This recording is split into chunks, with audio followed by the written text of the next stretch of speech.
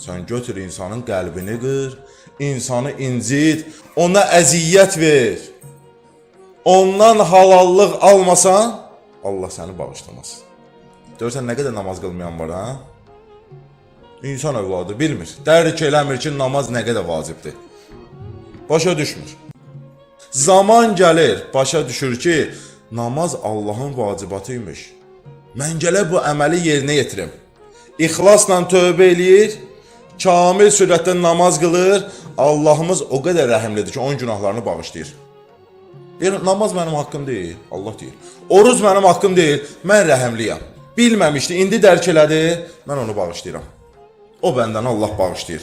Amma insan haqqında deyir, belə olmayacaq. Sən ki, insan haqqına girmirsən, bəndənin haqqına girmirsən, ha? O bəndə sənə halallıq verməsə, mümkün deyil ki, Allah səni bağışlasın. Bu Allahın ədalətindən irəli gəlir.